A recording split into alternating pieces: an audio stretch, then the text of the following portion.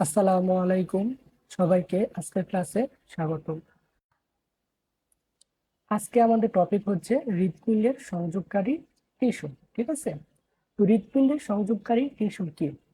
হৃৎপেশিতে কতগুলো প্রয়োজনীয় ও বিশেষ ধরনের গঠন থাকে যারা হৃদস্পন্দন সৃষ্টি ও পরিবহন করে, এদেরকে হৃৎপিণ্ডের সংযোগকারী টিস্যু বা জাংশনাল টিস্যু বলা হয়। তো হৃৎপিণ্ডের সংযোগকারী টিস্যু হচ্ছে যে আমাদের হৃৎপিণ্ডে যে চারটা প্রকোষ্ঠ আছে, চারটা প্রকোষ্ঠের মধ্যে যে নির্দিষ্ট ছন্দময়তায় সংকোচন প্রসারণ হয়, তার উদ্দীপনা যে টিস্যুর মাধ্যমে প্রেরিত হয় তাই হচ্ছে হৃৎপিণ্ডের সংযোগকারী টিস্যু। তো আমাদের হৃৎপিণ্ডে কোনো নিউরন নেই, তো হৃৎপিণ্ডের নিউরনের কাজটা করে হচ্ছে হৃৎপিণ্ডের সংযোগকারী টিস্যু। তো হৃৎপিণ্ডের সংযোগকারী টিস্যু হচ্ছে কয় প্রকার? চার প্রকার। কি কি দেখো, sinoatrial node, atrioventricular node, bundle of His, Purkinje তন্তু। এখানে হচ্ছে বান্ডল অফ হিসের ডান ও বাম শাখা, এটা সহ যদি ধরি তাহলে হচ্ছে 5 প্রকার, তো মেন হচ্ছে 4 প্রকার। তাহলে দেখো এখন আমরা এগুলা ডিটেলস দেখব। এখন আমরা দেখব যে হৃৎপিণ্ডের মায়োজেনিক নিয়ন্ত্রণ, ঠিক আছে, ও উদ্দীপনা পরিবহন। তো মানুষ সহ বিভিন্ন স্তন্যপায়ী প্রাণীর হৃৎপিণ্ড স্বয়ংক্রিয়ভাবে সংকুচিত ও প্রসারিত হয়ে সারা দেহে রক্ত সঞ্চালন ঘটায় এবং এতে কি থাকে, প্রচন্ড গতিতে রক্ত প্রবাহিত হয়। সো মায়োজেনিক নিয়ন্ত্রণটা কি? মায়োজেনিক নিয়ন্ত্রণ হচ্ছে বাহিরের কোনো উদ্দীপনা ছাড়াই হৃৎপিণ্ডের ক্রিয়া স্বয়ংক্রিয়ভাবে নিয়ন্ত্রিত হওয়ার এই ধরনের নিয়ন্ত্রণকে বলা হয় মায়োজেনিক নিয়ন্ত্রণ। তো আমাদের যে হৃৎপিণ্ড আছে তা হচ্ছে বাহিরের কোনো উদ্দীপনা ছাড়াই স্বয়ংক্রিয়ভাবে সে স্পন্দিত হচ্ছে। এই স্বয়ংক্রিয়ভাবে যে স্পন্দিত হচ্ছে তাকে বলা হয় মায়োজেনিক নিয়ন্ত্রণ। তো আমাদের হৃৎপিণ্ডে কোনো নিউরন নেই, তো নিউরনের কাজটা করে হচ্ছে জাংশনাল টিস্যুগুলা। ওকে, দেখো, স্নায়ুতন্ত্র বা হরমোন কিংবা অন্য কোনো উদ্দীপনা ছাড়াই নিচ থেকে হৃদস্পন্দন তৈরি হয়। এই যে আমাদের হৃৎপিণ্ড স্পন্দিত হচ্ছে তা স্নায়ুতন্ত্র বা হরমোন এবং অন্য কোনো উদ্দীপনা ছাড়াই নিচ থেকে স্পন্দিত হচ্ছে। এখান থেকে একটা ইম্পর্টেন্ট জিনিস আমাদের দেখতে হবে, তা হচ্ছে যে কোনো স্তন্যপায়ী প্রাণীর হৃৎপিণ্ড তার দেহ থেকে বিচ্ছিন্ন করে অক্সিজেন সমৃদ্ধ লবণ দ্রবণে 37°C তাপমাত্রা রেখে দিলে তা বাইরে থেকে উদ্দীপনা ছাড়াই বেশ কিছু সময় পর্যন্ত হার্টবিট চলতে থাকে। তো এখান থেকে আমাদের যেটা মুখস্থ করতে হবে সেটা হচ্ছে যে কত ডিগ্রি সেলসিয়াস তাপমাত্রা, 37°C তাপমাত্রা এবং অক্সিজেন সমৃদ্ধ লবণ দ্রবণ। তো কতক্ষণ হার্টবিট চলে, তা হচ্ছে বেশ কিছু সময় পর্যন্ত চলে। তো প্রকৃতপক্ষে হৃৎপিণ্ডের প্রাচীরে কিছু রূপান্তরিত হৃৎপেশি কোষগুচ্ছ মায়োজেনিক প্রকৃতির জন্য দায়ী। কিছু রূপান্তরিত কোষগুচ্ছ আছে যা হচ্ছে তোমার মায়োজেনিক নিয়ন্ত্রণের জন্য দায়ী। তো এই রূপান্তরিত কোষগুচ্ছ হচ্ছে কি, ওই যে আমরা পড়ছিলাম না জাংশনাল টিস্যু, ওই জাংশনাল টিস্যুগুলো। তো এদেরকে সম্মিলিতভাবে কি বলে, জাংশনাল টিস্যু, সংযোগী টিস্যু বা জাংশনাল টিস্যু বলা হয়। এরা কয় প্রকার? এরা হচ্ছে 4 ধরনের, যেটা আমি আগে বলছি। এটা কয় ধরনের? 4 ধরনের। 4টা ধরন আমাদের মুখস্থ করতে হবে। দেখো, সাইনোএট্রিয়াল নোড, এসএ নোড, সংক্ষেপে হচ্ছে কি এসএ নোড।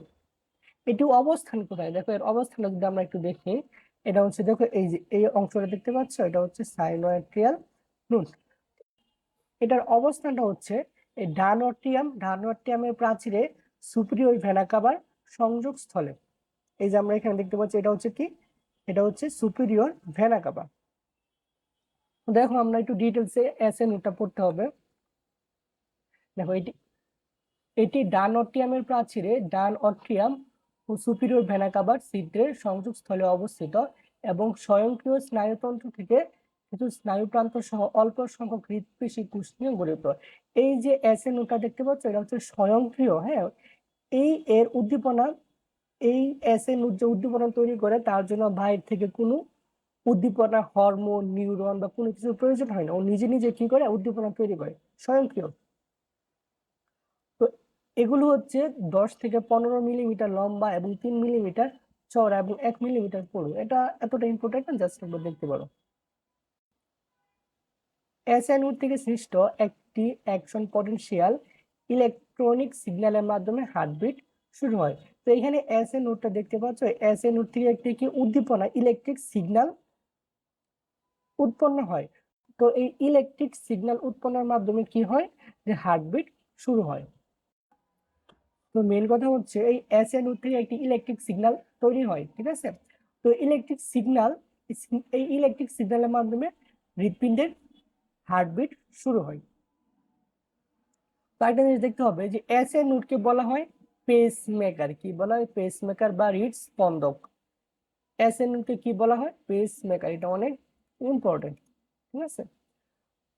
কারণ প্রতিটি হৃদস্পন্দনের উদ্দীপনা এখানে সৃষ্টি হয়, মানে এসএ নোডে সৃষ্টি হয় এবং পরবর্তী হৃদস্পন্দনের উদ্দীপনা সৃষ্টির উদ্দীপক হিসেবে কাজ করে, ঠিক আছে। তার মানে এসএ নোডটা হচ্ছে কি, এসএ নোডের অবস্থান কোথায়? অবস্থান হচ্ছে ডান অট্রিয়াম এবং সুপিরিয়র ভেনা কাভা। ডান অট্রিয়াম ও সুপিরিয়র ভেনা কাভার সংযোগস্থলে এটা হচ্ছে এসএ নোড। তো এসএ নোড থেকে কি হয়, একটি ইলেকট্রিক সিগন্যাল তৈরি হয়, ঠিক আছে। একটি ইলেকট্রিক সিগন্যাল তৈরির মাধ্যমে হার্টবিট শুরু হয়। তো এখন আমরা দেখব যে অট্রিও ভেন্ট্রিকুলার নোড, এভি নোড। দেখো এভি নোড কোনটা? এভি নোড হচ্ছে এই যে এইটা, এই যে এটা, ঠিক আছে। এটা হচ্ছে এভি নোড, এটা হচ্ছে অ্যাবি নোড। এই যে ভিতরে যা দেখতে পাচ্ছ এটা হচ্ছে অ্যাবি নোড। তো অ্যাবি নোডটা কোথায় অবস্থিত? অ্যাবি নোডটা হচ্ছে ডান অট্রিয়ামের পশ্চাৎ প্রাচীর ও ট্রাইকাসপিড কপাটিকার ঠিক পেছনে অবস্থিত। দেখো এটা হচ্ছে ডান অট্রিয়াম। তো ডান অট্রিয়ামের পিছনের প্রাচীর, পশ্চাৎ প্রাচীর এবং এই যে ট্রাইকাসপিড কপাটিকা দেখতে পাচ্ছ, এই ট্রাইকাসপিড কপাটিকার ঠিক পেছনে, ডান ট্রাইকাসপিড কপাটিকার একদম পেছনে অট্রিও ভেন্ট্রিকুলার বা অ্যাবি নোড অবস্থিত। তো এটা হচ্ছে কি, এসএ নোডের অনুরূপ গঠন বিশিষ্ট অ্যাবি নোড কিছু অ্যাবি ভান্ডল নামক বিশেষ পেশি গুচ্ছের সাথে সংযুক্ত থাকে। আচ্ছা, তো এখান থেকে আমাদের যা দেখতে হবে তা হচ্ছে যে দেখো এসএ নোড থেকে যে উদ্দীপনাটা তৈরি হয়, এই উদ্দীপনা অ্যাবি নোডে আসতে সময় লাগে 0.03 সেকেন্ড। তো এই উদ্দীপনা এসএ নোড থেকে অ্যাবি নোডে আসার পর 0.09 সেকেন্ড দেরি করে। কি করে? 0.09 সেকেন্ড দেরি করে। এই দেরিটাকে বলা হয় অ্যাবি নোডাল ডেইলি। কি বলে? AV nodal delay. তো এটা ইম্পর্টেন্ট ক নাম্বারের জন্য, ঠিক আছে। তো অ্যাবি নোডাল ডেইলি কি? অ্যাবি নোডাল ডেইলিটা হচ্ছে এসএ নোড থেকে সৃষ্ট উদ্দীপনা অ্যাবি নোডে আসার পর তা 0.09 সেকেন্ড কি করে? দেরি করে। তো এই দেরি করাটাকে কি বলা হয়? AV nodal delay. তারপর অ্যাবি নোড থেকে অ্যাবি বান্ডলের মাধ্যমে উদ্দীপনা ভেন্ট্রিকুলার পেশিতে পৌঁছাতে সময় লাগে আরো 0.04 সেকেন্ড, ঠিক আছে। তার মানে first of all SA node থেকে উদ্দীপনাটা কোথায় আসে? অ্যাবি নোডে। এই যে অ্যাবি নোড। তো অ্যাবি নোডে আসতে সময় লাগে কিরকম? অ্যাবি নোডে আসতে সময় লাগে হচ্ছে 0.03 সেকেন্ড। তারপরে কি হয়, এই অ্যাবি নোডে এসে উদ্দীপনাটা কি করে? 0.09 সেকেন্ড দেরি করে। কি করে? 0.09 সেকেন্ড দেরি করে। তারপরে হচ্ছে অ্যাবি নোড থেকে এই ভেন্ট্রিকল, এই ভেন্ট্রিকলের প্রাচীরে আসতে কত সময় লাগে? ভেন্ট্রিকলের প্রাচীরে আসতে সময় লাগে হচ্ছে 0.04 সেকেন্ড। তার মানে হচ্ছে কি, এসএ নোড থেকে সৃষ্ট উদ্দীপনা তৈরি হওয়ার পর ভেন্ট্রিকলে পৌঁছাতে সময় লাগে 0.16 সেকেন্ড, ঠিক আছে। এর ফলে ভেন্ট্রিকুলার সিস্টুল শুরুর পূর্বেই অট্রিয়ামের সিস্টুল সম্পন্ন হয়। দেখো এখন আমরা কি দেখব? Bundle of His. Bundle of হিসটা কি? এই যে দেখো, আমরা যদি তো এটা ক্লিয়ার করি, দেখো এই যে এখানে দুইটা শাখা দেখতে পাচ্ছ না? অ্যাবি নোড থেকে সৃষ্ট এই যে একটা শাখা, এইভাবে একটা বিভক্ত হয়ে চলে গেছে, আর একটা হচ্ছে এইভাবে বিভক্ত হয়ে চলে গেছে। তো এই যে আমরা তন্তুরা দেখতে পাচ্ছি, এটা হচ্ছে কি bundle of His. Bundle of হিসের শাখা দুইটা, একটা হচ্ছে ডান শাখা আর একটা হচ্ছে বাম শাখা। ওকে, তো বান্ডল অফ হিসের কাজটা কি? এর কাজটা হচ্ছে এখান থেকে যে উদ্দীপনা তৈরি হয়েছিল, যে এসএ নোড থেকে যে উদ্দীপনা তৈরি হয়, ওইটা আবার অ্যাবি নোড থেকে আসে। এবি নোটে আসে এখানে। এবি নোট থেকে উদ্দীপনা কি হয়, এই বান্ডল ফিজের মাধ্যমে ভেন্ট্রিকলে পৌঁছে যায়। কোথায় যায়? ভেন্ট্রিকলে পৌঁছে যায়। তারপরে এই যে ছোট ছোট ইয়াটা দেখতে পাচ্ছ, ছোট ছোট, এগুলো হচ্ছে কি পারকিনজি, এগুলো হচ্ছে পারকিনজি তন্তু।